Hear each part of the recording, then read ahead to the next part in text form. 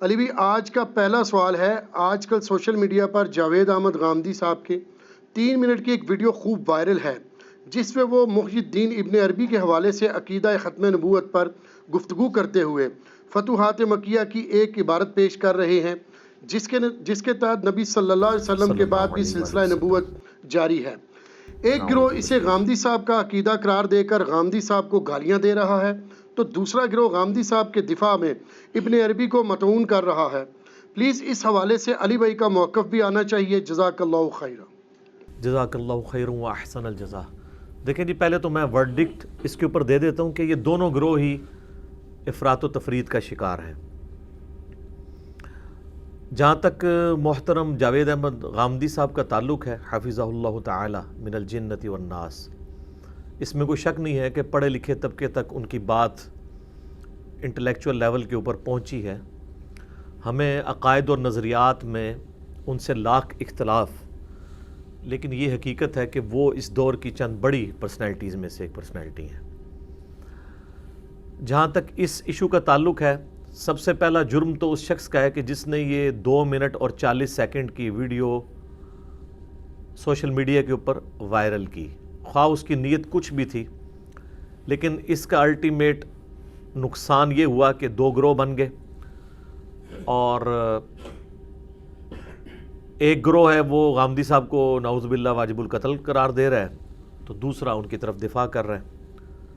ہمارے ملک پاکستان کی جو سچویشن ہے ایکسٹرا جوڈیشل ایکٹیویٹیز کے پوائنٹ آف ویو سے، جس پہ میں اکثر بولتا رہتا ہوں، وہ اتنی خطرناک ہے کہ اس قسم کے ویڈیو کلپس یہ کوئی دین کی خدمت نہیں ہے۔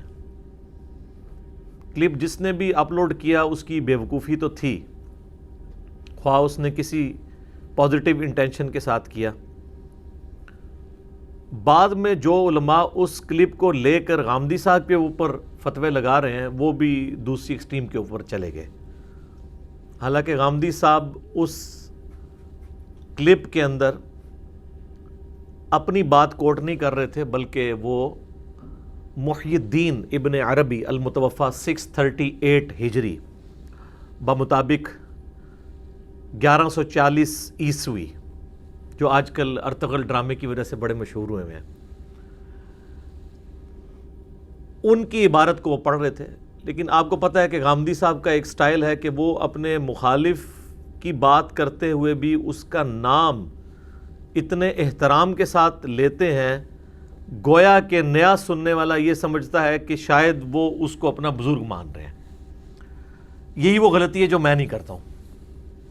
میں بدتمیزی سے نام نہیں لیتا، لیکن میری گفتگو کا سٹائل میں میری ٹون ایسی ہوتی ہے جو بتا دیتی ہے کہ یہ میں بات الزامی جواب کے طور پہ کر رہا ہوں یا یہ بات میں دلیل کے طور پر پیش کر رہا ہوں، یا میں مخالف کی غلطی کو ہائی لائٹ کر رہا ہوں۔ اگر وہ پوری ویڈیو دیکھی جائے، جو آلموسٹ 1 گھنٹے کی ویڈیو ہے، اسلام اور تصوف، یہ اس کا مین ٹاپک ہے۔ غامدی صاحب بنیادی طور پر تصوف کو ہی کنڈیم کرتے ہیں۔ ان کے نزدیک مسٹسزم ایک ریلیجن ہے پیرلل ٹو اسلام۔ تصوف کو وہ اسلام کے خلاف ایک سازش سمجھتے ہیں۔ اس پر ان کی کتابیں بھی گواہ ہیں اور ان کی تقاریر بھی گواہ ہیں، لہٰذا ان سے تو یہ آپ ایکسپیکٹ نہ کریں کہ وہ محی الدین ابن عربی کی تعریف کریں گے۔ بیسیکلی وہ ختم نبوت کے حوالے سے اتنے اسٹرکٹ ہیں غامدی صاحب کہ وہ اللہ کے محبوب صلی اللہ علیہ وآلہ وسلم کے بعد کسی کشف، کسی الہام کو درست نہیں سمجھتے۔ وہ کہتے ہیں یہ ختم نبوت کی جو پرفیکٹ ایکسپلینیشن نبی علیہ السلام نے خود کر دی ہے۔ صحیح بخاری کی ایک حدیث میں آپ صلی اللہ علیہ وآلہ وسلم نے فرمایا، لم یبق من النبوۃ الا المبشرات، نبوت کی خبروں میں میرے بعد اب کوئی چیز باقی نہیں بچی سوائے مبشرات کے۔ پوچھا گیا یا رسول اللہ صلی اللہ علیہ وآلہ وسلم یہ مبشرات کیا ہیں؟ تو آپ نے فرمایا کہ نیک خواب ہیں۔ یعنی نبی علیہ السلام کی وفات کے بعد قیامت تک اللہ اور مخلوق کے درمیان علم الغیب کے حوالے سے اب صرف ایک موڈ باقی ہے، اور وہ ہے خواب۔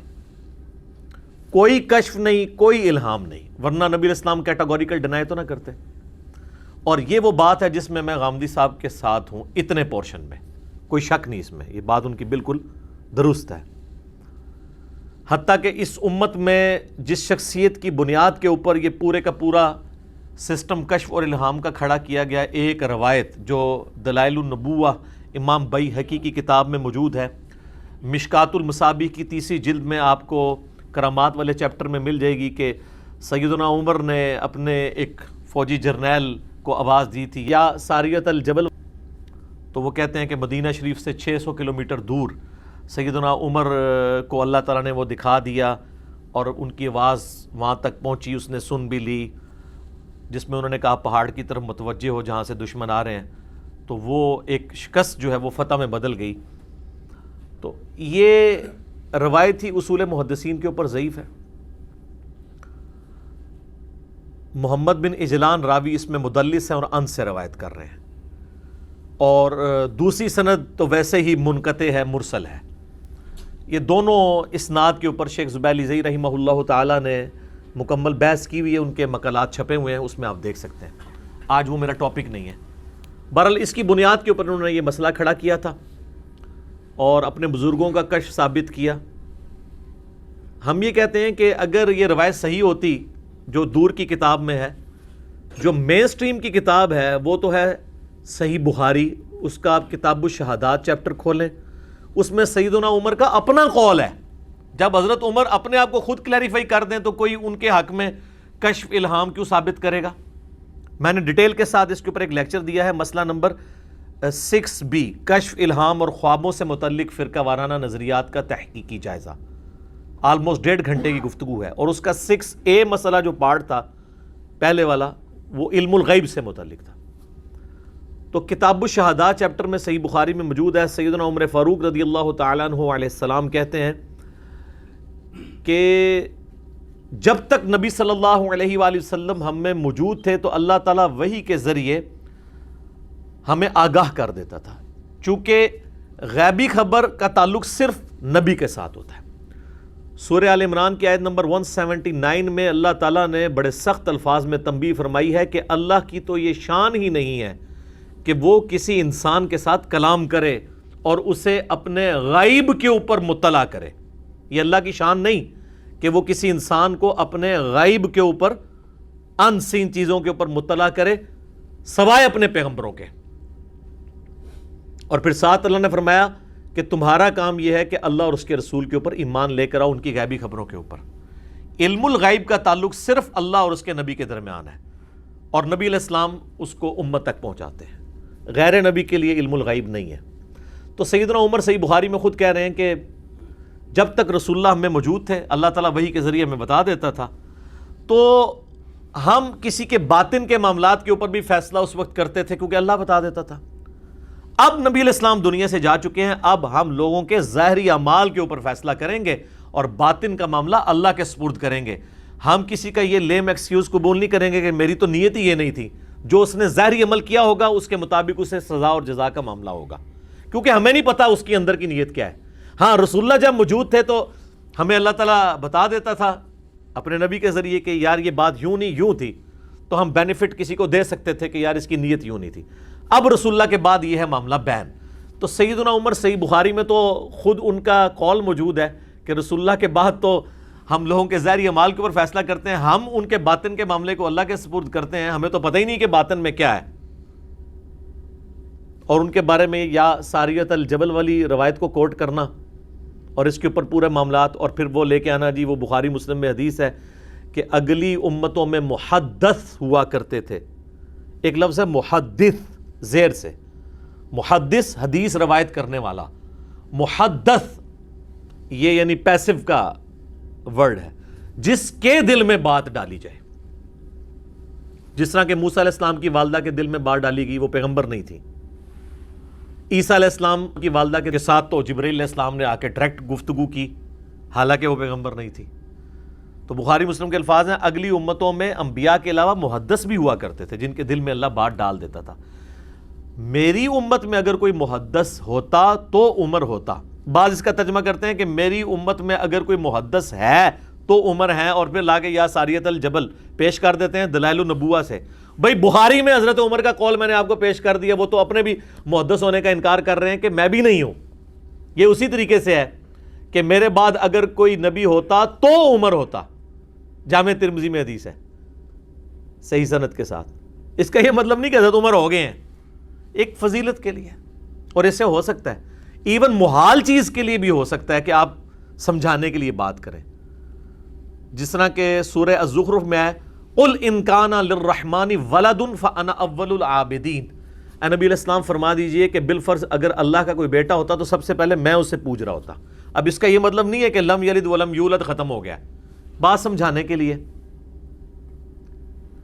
اسی طریقے سے صحیح بخاری میں ایک قول ہے جو قادیانی دجال کے ماننے والے پیش کرتے ہیں, اور آدھی بات وہ کہتے ہیں جی عبداللہ ابن ابی اوفا نے روایت کی ہے, جب ان سے پوچھا گیا کہ آپ نے نبی صلی اللہ علیہ وآلہ وسلم کے بیٹے ابراہیم کو دیکھا ہے, تو عبداللہ بن ابی اوفا جن کی کافی زیادہ عمر ہوئی تھی, وہ 86 ہجری میں فوت ہوئے ہیں. تو صحیح بخاری میں الفاظ ہیں, ان سے پوچھا گیا آپ نے نبی صلی اللہ علیہ وآلہ وسلم کے بیٹے ابراہیم کو دیکھا ہے, تو کہتے ہیں ہاں میں نے اسے دیکھا ہے, وہ چھوٹی عمر میں ہی فوت ہو گئے تھے. اگر وہ زندہ رہتے تو پیغمبر ہوتے. اب قادیانی اس جملے کو اٹھاتے ہیں, وہ کہتے ہیں دیکھیں جی نبوت کا سلسلہ جاری ہے. بھئی یہ اسی طریقے سے جو میں نے آپ کو مثال بیان کی ہے قرآن سے, اور اگلے الفاظ کھا جاتے ہیں وہ ان کی موت ہے. اگلے الفاظ یہ ہیں کہ عبداللہ ابن ابی اوفا کہتے ہیں چونکہ نبی صلی اللہ علیہ وآلہ وسلم خاتم النبیین ہیں اس لیے ان کا بیٹا جوانی کی عمر کو نہیں پہنچا. ختم نبوت یہ وجہ تھی, چونکہ آپ خاتم النبیین ہیں تو اللہ تعالیٰ نے آپ کے بیٹے کو جوان ہونے نہیں دیا, ورنہ پروٹوکول کے طور پہ اللہ تعالیٰ اسے بھی پیغمبر بناتا جس طرح اگلے پیغمبروں کے بیٹے بھی پیغمبر تھے. اب اگلی بات تو خاتم النبیین کی جو کوالٹی ہے وہ ثابت کر رہے ہیں ابن ابی اوفا, یعنی سیدنا ابراہیم بن محمد علیہ السلام کی موت کو وہ اس سے ریلیٹ کر رہے ہیں کہ ختم نبوت ہے, اس کی وجہ سے ان کی موت ہوئی ہے کہ اللہ تعالیٰ نے ان کو جوانی تک پہنچنے نہیں دیا. اور اسی چیز کا ذکر سورہ الاحزاب کی آیت نمبر 40 میں ہے, ما کان محمد ابا احد من رجالکم ولکن رسول اللہ وخاتم النبیین. محمد صلی اللہ علیہ وآلہ وسلم تم مردوں میں سے کسی کے باپ نہیں بلکہ وہ تو اللہ کے رسول ہیں اور سلسلہ نبوت کی مہر ہیں. یہ ترجمہ بھی درست ہے, اور سلسلہ نبوت کو ختم کرنے والے ہیں, یہ ترجمہ بھی درست ہے. تو اس میں کیا الفاظ ہیں, تو مردوں میں سے کسی کے باپ نہیں, یعنی ان کا کوئی بیٹا بھی مرد نہیں بنے گا بلکہ وہ پہلے ہی اللہ تعالیٰ نے ان کو اٹھا لیا تاکہ نبی علیہ السلام کی ختم نبوت والا معاملہ بالکل کلیریفائی رہے. قرآن میں خاتم کا لفظ ہے, یعنی سیل آف دا پروفیٹ, اور مہر ڈاکومنٹ کے اینڈ پہ لگتی ہے, چاہے اسے بند کرنے کے لیے لگائی جائے یا لکھے ہوئے ڈاکومنٹ کے اینڈ پہ. اس سے مراد یہ ہوتا ہے اس کے بعد اس ڈاکومنٹ میں کوئی چیز ایڈ نہیں ہو سکتی, یہ جرم ہوگا. یہ جو غلام احمد قادیانی دجال نے مطلب لیا وہ تو فٹ نہیں بیٹھتا, یہ آج تک امت میں کسی نے یہ مطلب نہیں لیا. اس نے جا کے کان یہاں سے بھی نہیں پکڑا, کچھ اور ہی جا کے چیز پکڑ لی ہے. اور پھر احادیث تو اس پہ گواہ ہے. آج میرا ٹاپک نہیں, یوٹیوب پہ میرے 2 کلپ ہیں جو قادیانیوں کی اصلاح کا سبب بنے اور مسلمانوں کی اصلاح کا بھی سبب بنے, جو قادیانیوں کو بھی برا لگتے ہیں اور مسلمانوں کو بھی برے لگتے ہیں وہ کلپ. نمبر 1 ہے قادیانیوں کو دعوت اصلاح, اور نمبر 2 ہے قادیانی حق بات کیوں نہیں قبول کرتے. اس میں نے بتایا کہ وہ مسلمانوں کے بزرگ بابوں کی غلط کتابوں اور عبارات کی وجہ سے اپنے باطل عقائد کے اوپر محکم ہے. تو وہ آپ ویڈیوز دیکھ سکتے ہیں, آج میرا ٹاپک نہیں ہے. تو یہ غامدی صاحب تو کشف الہام کسی چیز کو مانتے نہیں ہیں. وہ کہتے ہیں میرے ہاں تو کوئی گنجائش ہی نہیں ہے, تو میں نے غلام احمد قادیانی کو کیوں پیغمبر کے طور پر ماننا ہے. حتیٰ کہ وہ اس معاملے میں اتنے سخت ہیں کہ وہ سیدنا عیسیٰ علی نبینا وعلیہ الصلاۃ والسلام کے دوبارہ دنیا میں آنے کا بھی انکار کرتے ہیں, اور وہ اپنے زوم میں اس کو بھی ختم نبوت کے منافی سمجھتے ہیں. حالانکہ یہ امت کا اجماعی عقیدہ ہے. میں آج اس میں نہیں پڑھوں گا, میری کئی ایک ویڈیوز اس کے اوپر ریکارڈڈ موجود ہیں. تو جو شخص ختم نبوت میں اتنا غلو کرتا ہو, اب غلو ہو گیا نا, کہ وہ حضرت عیسیٰ کے نزول کو بھی ختم نبوت کے منافی سمجھتا ہو, اس کے بارے میں یہ کہنا ہے کہ یہ قادیانی کو صحیح سمجھتا ہے صرف اس بات پہ کہ انہوں نے محی الدین ابن عربی کی عبارت پڑھی. یہ محی الدین لفظ غلط ہے, یا محی الدین غلط, یہ محی الدین ہے لفظ, یہ اس تک کوئی میری غلطی نکالتا رہے. تو ابن عربی المتوفا 638 ہجری کو اگر وہ کوٹ کر رہے ہیں تو بیسیکلی مسلمانوں کو جھنجھوڑ رہے ہیں کہ بھی غلام احمد قادیانی نے جو یہ جھوٹ پہ مبنی دعویٰ کیا ہے, ان کے نزدیک اس کی جو جڑیں ہیں وہ ابن عربی کی کتابوں میں موجود ہیں. بیسیکلی وہ یہ بتانا چاہ رہے تھے. تو وہ آدھی عبارت ان کی اٹھا کے لوگ ان پہ چڑھ دوڑے کہ دیکھیں جی یہ تو غلام احمد قادیانی کی نبوت کو جسٹیفائی کرنے کے لیے نعوذ باللہ ابن عربی کا سہارا لے رہا ہے, حالانکہ بات ہی کچھ اور ہو رہی تھی. تو وہ پورا کلپ دیکھ لیتے, ان کی ٹون دیکھ لیتے. اس میں انہوں نے کہا حالانکہ ہم ختم نبوت کا معنی یہ نہیں لیتے جو ابن عربی لے رہا ہے. وہ جملے چھوڑ دیے اور ان کے اوپر چڑھ دوڑے, اور ان کے اوپر یہ الزام لگایا کہ یہ تو قادیانیت کو سپورٹ کر رہا ہے. پھر کہتے ہیں جی یہ بندہ اعلانیہ کیوں نہیں یعنی قادیانیوں کو کافر کہتا. اس دن سے ڈر جائیں جس دن غامدی صاحب اعلانیہ وہ جملے بولنا شروع کر دیں جو آپ لوگ ان سے اگلوانا چاہتے ہیں, ورنہ آپ لوگ بھی نہیں بچیں گے. وہ یہ کہتے ہیں کہ صوفیاء کی جو بدعقیدگیاں ان کی کتابوں میں ہیں, جو ان کے ماننے والے اسی طریقے سے من و عن قبول کرتے ہیں اکثریت. چشتی رسول اللہ, حش بہشت کی عبارت میں نے کئی دفعہ بتائی ہے. اسی طریقے سے کشف المحجوب کی کتنی گستاخانہ عبارتیں ہیں. خود ابن عربی کی کتابوں میں فصوص الحکم کے اندر اور فتوحات مکیہ کے اندر کئی ایک عبارتیں توحید کے حوالے سے جو انہوں نے من پسند رزلٹ نکالے ہیں قرآن حکیم کی آیات کو گول مول کر کے. وہ کہتے ہیں پھر ان سب کو میں ایک لاٹھی سے ہانکوں گا. تو انہوں نے موقف یہ اڈاپٹ کیا کہ میں صرف عقیدوں کو کفریہ کہتا ہوں, ان کے قائلین پہ فتویٰ نہیں لگاؤں گا. ہاں یہ ان کو بتاؤں گا کہ یہ عقیدہ کفری ہے. اور سر یہ میری ان تک میسیج بھی پہنچ چکا ہے, چونکہ آج کل پاکستان میں نہیں, ورنہ میں ان سے خود بات کر لیتا. بہرحال ان کے قریبی جو دوست ہیں ان کو میں نے کہہ دیا, انہوں نے امید ہے میرا میسیج ان تک پہنچا دیا ہوگا. اور یہ بات انہوں نے اعلانیہ کئی دفعہ کی ہے کہ میں اس عقیدہ ختم نبوت کے حوالے سے کسی بھی شخص کے کلیم کو جو نبی ہونا کلیم کرے یہ عقیدہ کفریہ سمجھتا ہوں. وہ کہتے ہیں نہیں, اس کو کافر کہیں, اس کے ماننے والوں کو کافر کہیں. تو سر ہم اس پہ ایک الزامی جواب کے طور پہ کہتے ہیں کہ حسام الحرمین میں احمد بریلوی صاحب نے 1905 میں جن 4 علماء دیوبند پہ کفر کے فتوے لگائے بائی نیم, جس کے جواب میں 1906 میں خلیل احمد سہارنپوری نے المحند علی المفند لکھی اور ان ساری کفری عبارتوں کو جسٹیفائی کیا اپنے بابوں کو بچانے کے لیے. تو کیا یہ مخالفین جو غامدی صاحب کے بارے میں بول رہے ہیں یہ جرأت کریں گے کہ یہ کہیں بائی نیم کہ چونکہ المحند میں جن 4 علماء کا دفاع ہوا ہے ہمارے نزدیک وہ گستاخ ہیں, اس لیے کہ احمد بریلوی صاحب نے حسام الحرمین میں ان کو کافر ڈکلیئر کیا بائی نیم, لہٰذا ان گستاخوں کا دفاع کرنے والے, ان کو رحمت اللہ علیہ کہنے والے سب کے سب کافر ہیں. کہیں کبھی بھی نہیں کہیں گے, یہ ڈرتے ہیں, آئے مائشہ شروع کر دیں گے. تو غامدی صاحب کا یہ مسئلہ ہے. میں غامدی صاحب کے اس نظریے کے صحیح یا غلط ہونے پہ بات نہیں کر رہا ہوں, میں یہ بتا رہا ہوں کہ وہ کیوں ایسا کرتے ہیں. تو پھر جب اس درجے تک ایک بندہ ختم نبوت کے حوالے سے ڈسکشن کرتا ہو, اس کے اوپر یہ بلیم لگانا, آپ نے الزام لگانا ہے تو کوئی اور لگائیں. یہ تو الزام اسی طریقے سے ہے کہ آپ عمار ابن یاسر کے اوپر جو ہے ناسبی ہونے کا الزام لگا دیں, اور مروان بن حکم کے اوپر آپ رافضی ہونے کا الزام لگا دیں. یہ اس لیول کی ایک چیز ہے.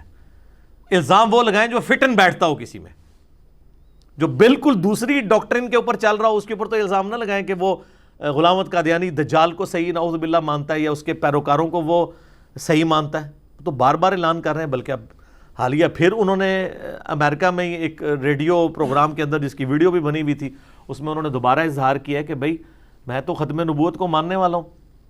وہ کہتے ہیں جس طریقے سے ہم بول رہے ہیں نا اس طریقے سے بولو گے تو ہم مانیں گے. تو سر اس طریقے سے آپ سے بھی ہم بلوانا شروع کریں تو آپ بھی کچھ بولنے کے قابل نہیں رہیں گے. آپ کا کوئی ایک عالم مجھے لکھ دے بریلویوں کا کہ دیوبندی اگرچہ ہمارے نزدیک گمراہ ہیں لیکن انہی عقیدوں پہ اگر دیوبندی مر گئے تو ایک نہ ایک دن عذاب بھگت کے جنت میں چلے جائیں گے. کوئی ایک لکھ کے دے, میں دیکھتا ہوں. کوئی دیوبندی بریلوی کے بارے میں لکھ دے کہ اگرچہ بریلوی ہمارے نزدیک گمراہ ہے لیکن ایک نہ ایک دن اپنا عذاب بھگت کے انہی عقیدوں کے ساتھ اگر مرے ہوئے تو جنت میں جانے میں کامیاب ہو جائیں گے, کیونکہ مسلمان تو ہیں. اور بخاری مسلم میں حدیث ہے کہ جس کے دل میں رائی کے دانے کے برابر بھی ایمان ہے الٹیمیٹلی نبی علیہ السلام اللہ کے اذن سے اسے بھی نکال لیں گے, تو یہ اسی کھاتے میں نکل جائے گا. یا جامعہ ترمذی میں جو حدیث بطاقہ ہے کاغذ کے پرزے والی جس پہ کلمہ لکھا ہوگا اس کی وجہ سے اللہ تعالیٰ اس کے 99 دفاتر گناہوں کے معاف کر دے گا, اسی میں فٹ ہو جائیں. یہ حدیث بطاقہ کاغذ کے پرزے والی حدیث بھی دوسرے فرقے کے ماننے کے لیے تیار نہیں ہے. تو یہ لوگوں سے یہ گلواتے ہیں کہ وہ یہ کہیں کہ جی فلاں یہ ہیں فلاں یہ ہیں.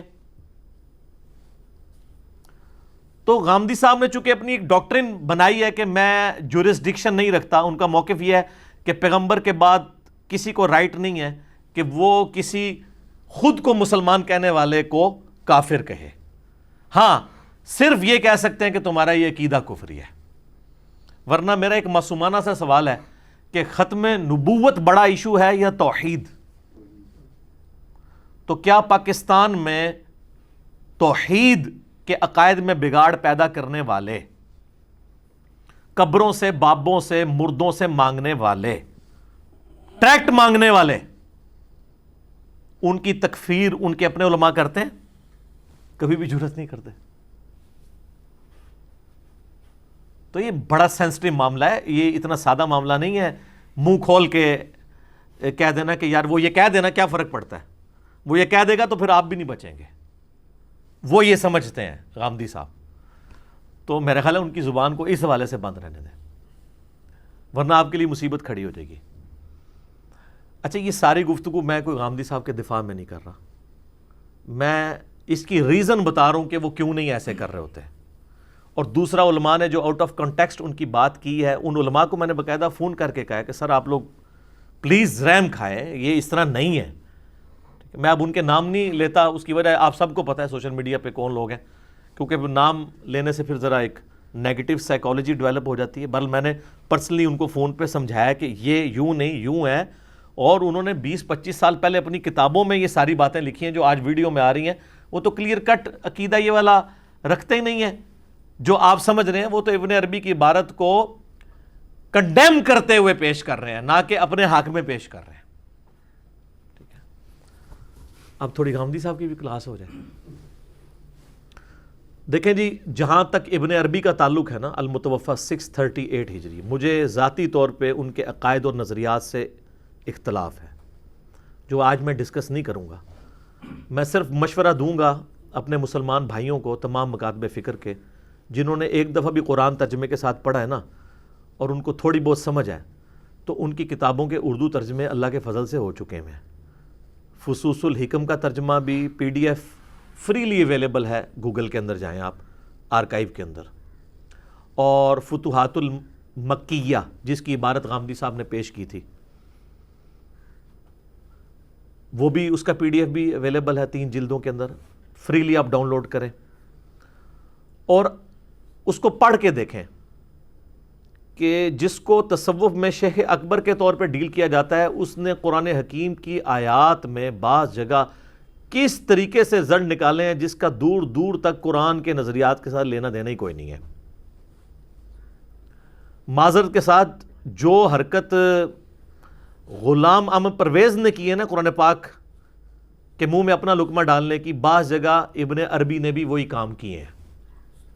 تو وہ ایک عام آدمی بھی جج کر لیتا ہے, اور وہ عام آدمی جب پڑھتا ہے نا تو وہ کہتا ہے یار یہ کیا لکھا ہوا ہے اس نے. تو علماء جواب میں کہتے ہیں یہ دیکھیں نا اتنی حکمت کی باتیں کہ آپ کو سمجھ نہیں آ رہی. تو یہ جو علماء کہہ رہے ہیں نا کہ اتنی حکمت کی باتیں آپ کو سمجھ نہیں آ رہی, وہ ذرا جرت کریں نا تو یہی باتیں عوام کو سمجھا کے بتائیں. تو اللہ کے فضل سے دنیا میں کوئی ایک صوفی بھی بریلوی دیوبندی نہیں ملے گا ان کو عالم جو صوفی بھی ہو, جو ان عبارتوں کو پبلکلی سمجھا سکے. اگر دنیا میں کوئی بھی نہیں سمجھ سکا اسے, نہ سمجھا سکا ہے, تو یہ کتابیں کو چھاپ رہے ہیں, کس کے لیے چھاپ رہے ہیں؟ ان کو پتہ ہے یہ جسٹیفائی نہیں ہے عبارتیں. اور ہم اگر کہیں گے تو ان کو برا لگے گا. فتوحات مکیہ کے جو عقائد اور نظریات کی خرابیاں ہیں وہ تو خود ایک بڑے صوفی نے ہائی لائٹ کی ہیں. شیخ احمد سرہندی المتوفا 1034 ہجری 1034 ہجری میں فوت ہوئے, جنہیں یہ مجدد الافسانی کہتے ہیں. انہوں نے تو اس کے اگینسٹ, جو ان کے وحدت الوجود کے عقیدے کے اگینسٹ وحدت الشہود کی بات کی, اور پلس انہوں نے کہا یہ فتوحات مکی ہے اور ہم فتوحات مدینہ میں داخل ہو چکے ہیں. انہوں نے اپنے اس کانسیپٹ کو, جو ان کے یعنی خطوط ہیں, جو آپ کو آلموسٹ 4 یا 5 جلدوں میں چھپے میں مل جائیں گے, مکتوبات جنہیں کہتے ہیں, وہ مکتوب ذرا شستہ انہوں نے لفظ استعمال کیا, جیل سے وہ جو خطوط لکھا کرتے تھے ان میں سارے ان کے عقائد ہیں. تو وہ ابن عربی کے اگینسٹ کہتے ہیں ہم فتوحات مدینہ میں داخل ہیں, اور وہ ان چیزوں کا رد کرتے ہیں, اگرچہ وہ پھر اس میں بھی غلوب کر جاتے ہیں اور اپنے بارے میں بہت کچھ کلیم کرتے ہیں. وہ کہتے ہیں میں 1000 سال کا مجدد ہوں. ان سے جب پوچھا گیا یہ 1000 سال کا مجدد کیا ہوتا ہے, تو انہوں نے کہا یہ وہی ہوتا ہے جتنا 100 اور 1000 میں فرق ہوتا ہے نا, اتنا 100 سال کے مجدد اور 1000 سال کے مجدد میں فرق ہوتا ہے. حالانکہ جواب یہ ہونا چاہیے تھا کہ 100 سال کے مجدد کی تو حدیث ہے سنن نبی داؤد میں کہ میری امت میں ہر 100 سال کے کنارے پہ ایک شخص آئے گا جو دین کی تجدید کرے گا. یہ 1000 سال والی حدیث کس جعلی کتاب میں موجود ہے؟ اصلی میں تو ہے نہیں, جعلی میں بھی نہیں ہے. اور پھر اس میں انہوں نے اس لیول تک دعویٰ کیا, انہوں نے کہا کہ جو اس امت کے آخری مجدد ہوں گے نا, امام محمد مہدی, جن پہ سنی شیعہ کا اتفاق ہے, میں اللہ سے امید کرتا ہوں کہ جو کمالات اور مرتبے اللہ نے مجھے دیے نا اس کا کچھ حصہ مہدی کو بھی مل جائے گا. یعنی وہ اپنے آپ کو مہدی سے بھی بڑا سمجھتے ہیں. یہ وہ باتیں جو خود لکھی ہیں انہوں نے, اور بریلوی دیوبندی چھاپ رہے ہیں.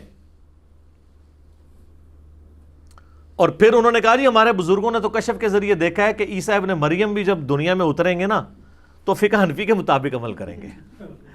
اچھا, پھر ان کو تھوڑا سا شرم و حیا والا معاملہ بھی ہوتا ہے کہ یار لوگ کیا کہیں گے. انہوں نے کہا نہیں, اصل میں نا وہ اجتہاد کریں گے اور ان کا اجتہاد جو ہے نا وہ امام حنیفہ رحمہ اللہ کے ساتھ مل جائے گا. یعنی وہ بھی مجتہد ہوں گے تو وہ اس طریقے سے اس رزلٹ تک پہنچیں گے. سر آج کسی کا اجتہاد امام حنیفہ سے نہیں مل رہا, کیونکہ آج کے 80% جو فقہی احکام و مسائل ہیں وہ امام حنیفہ رحمۃ اللہ علیہ کو پتہ ہی نہیں تھے. نہ اس زمانے میں پوسٹ مارٹم تھا, نہ ویڈیو کیمرہ تھا, نہ کتبین پہ نماز کا مسئلہ تھا, 6 مہینے کا دن 6 مہینے کی رات, نہ ہوائی جہاز کا ایشو تھا, نہ کینگرو تھا. ہاں جی, ان کو زرافے کا بھی نہیں پتہ ہوگا. زرافہ حلال ہے, اس کا کھر کٹا ہوتا ہے, وہ حلال ہے, سبزی خور ہے, ہاربی ورس ہے. اچھا, تو اب یہ نہیں کہ آپ میری تقلید شروع کر دیں, میں نے دیکھا کتنا انسوالو مسئلہ بتا دیا. تو یہ اس طریقے سے شیخ احمد سرہندی جو ہیں وہ پھر دوسری طرف چلے گئے.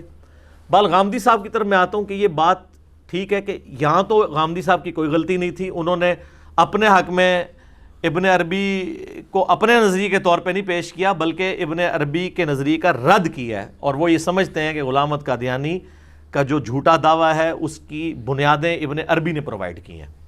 لیکن غامدی صاحب سے زیادتی یہ ہوئی ہے البرہان کتاب کے اندر بھی اور ان کی ویڈیوز کے اندر بھی. میں نے ان تک یہ بات کنوے کر دی ہے, ایک اپنے ہمارے کامن دوست ہیں ان کے تھرو,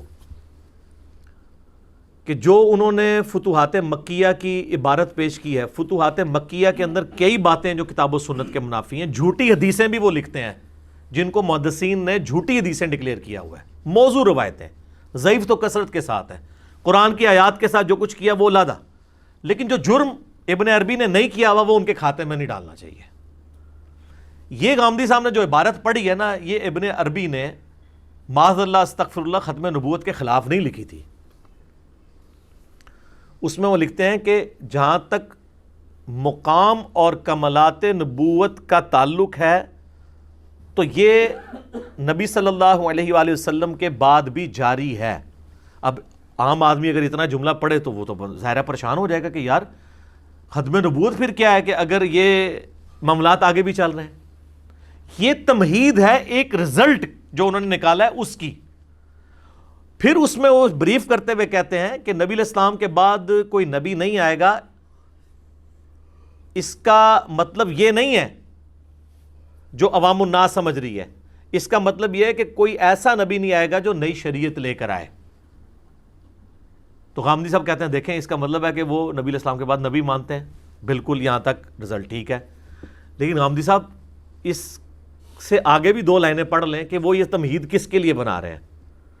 نہ معذرت کے ساتھ انہوں نے البرہان کتاب میں لکھی، نہ اپنی ویڈیو میں اس کو بیان کیا، اور یہ میں سمجھتا ہوں کہ میں غامدی صاحب کے لیے سخت جملہ نہیں بولتا، چونکہ وہ بھی اپنے مخالفین کے نہیں بولتے، میں انہی کی لینگویج میں ان کو جواب دیتا ہوں کہ بڑی مشکل سے آپ کے بارے میں حسن ظن قائم رہتا ہے کہ آپ نے یہ جو کچھ کیا ہے، بڑی مشکل سے 1 ٹن کا حسن ظن رکھیں نا تب بھی مشکل ہے کہ ہم آپ کے بارے میں حسن ظن رکھیں کہ آپ نے ابن عربی کے اوپر یہ جو تہمت لگائی ہے۔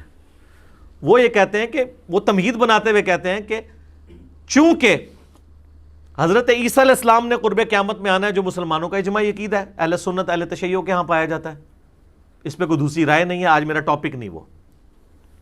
اس کی تمہید بیسیکلی ابن عربی بنا رہے تھے کہ نبی علیہ السلام کے بعد کوئی نبی نہیں آئے گا، اس کا یہ مطلب نہیں ہے کہ کوئی بھی نبی نہیں آئے گا، مراد یہ کوئی ایسا نبی نہیں آئے گا جو نئی شریعت لے کے آئے۔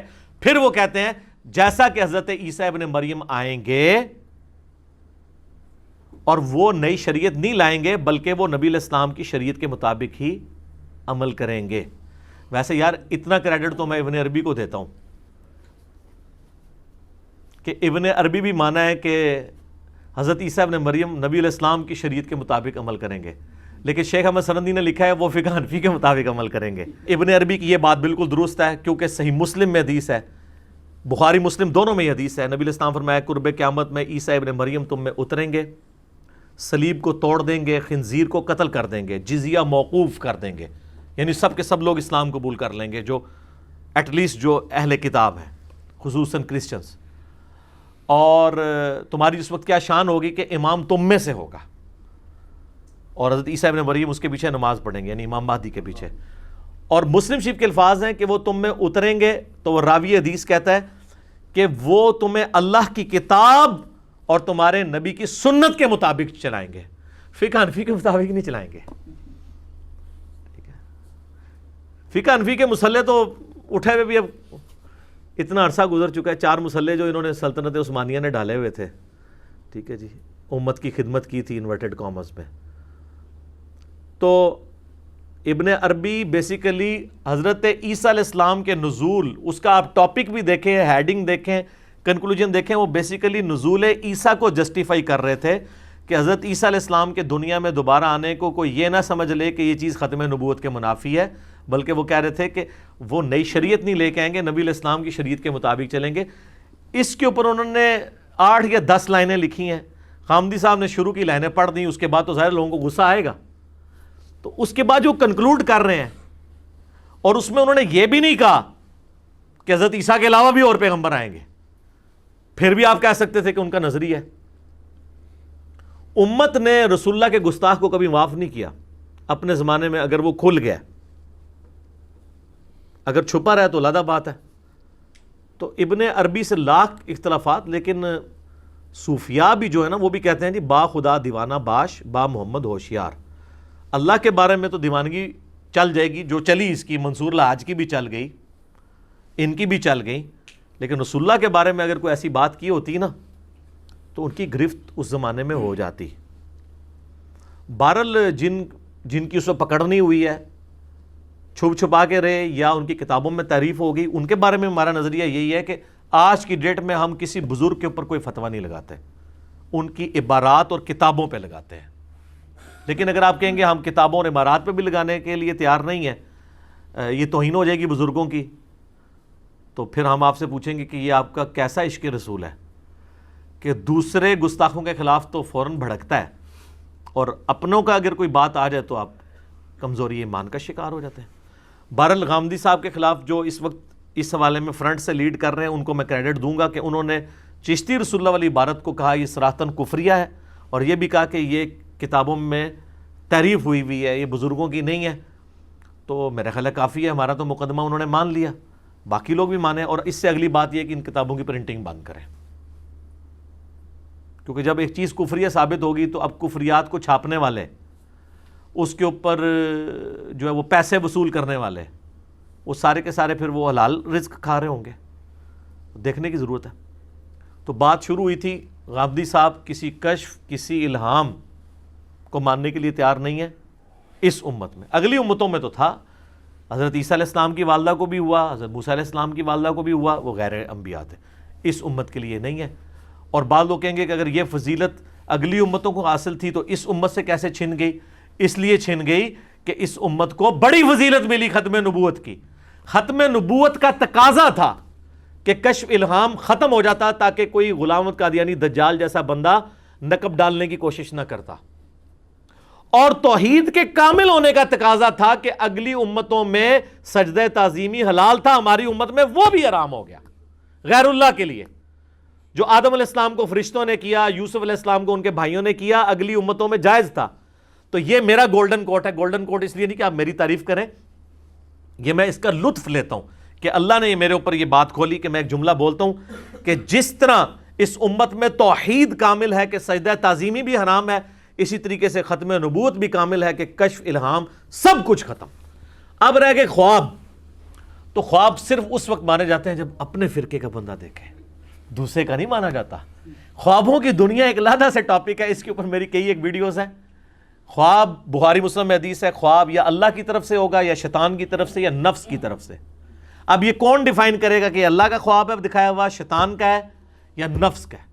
رہا نبی علیہ السلام کا خواب میں دیکھنے کا معاملہ تو ایک بہت سینسٹیو ایشو ہے. اس کے اوپر میں نے بڑی ڈیٹیل ڈسکشن کی ہے، آپ یوٹیوب کے اوپر جا کے لکھیں خواب میں دیدار مصطفیٰ صلی اللہ علیہ وآلہ وسلم. دنیا میں کسی کی ویڈیو بھی اتنے لوگوں نے نہیں دیکھی ہوگی جتنی میرے وہ والی ویڈیو دیکھی ہے. میں نے پوری ڈاکٹرن کلیئر کی ہے. میں نے اہل حدیث کے چند سخت مزاج لوگوں کا بھی رد کیا جو کہتے ہیں کہ بھئی صحابہ کے بعد کوئی حضور کو دیکھ ہی نہیں سکتا، اور دوسری طرف صوفیاء کے ماننے والے بریلوی دیوبندی، ان کا بھی رد کیا کہ آپ نے بھی تماشا بنایا ہوا ہے. یہ سلف کے ہاں اس طریقے سے نہیں تھا کہ کوئی بھی خواب بیان کرے تو اس کے خواب کو ایکسیپٹ کر لیا جائے گا. یہ بہت سینسٹیو ایشو ہے کیونکہ نبی صلی اللہ علیہ وآلہ وسلم کے ساتھ ہمارا ایمان جڑا ہوا ہے. ٹھیک ہو گیا؟ یہ کوئی سادہ معاملہ نہیں ہے. تو بہرحال اس پوری گفتگو میں سمجھتا ہوں دونوں طرف سے زیادتی ہوئی ہے، اور دونوں پارٹیوں کو اپنے اپنے موقف سے جو غلط باتیں ہیں رجوع کریں، اور جو صحیح بات ہے وہ ڈنکے کی چوٹ پہ علمی طور پہ بیان کریں، فتوے بازی نہ کریں، اور کسی کے لیے زندگی یہاں پہ اجیرن نہ کریں. یہ اذانیں شروع ہو جاتی ہیں، بقیہ کے سوالات انشاءاللہ اذان کے وقفے کے بعد انشاءاللہ.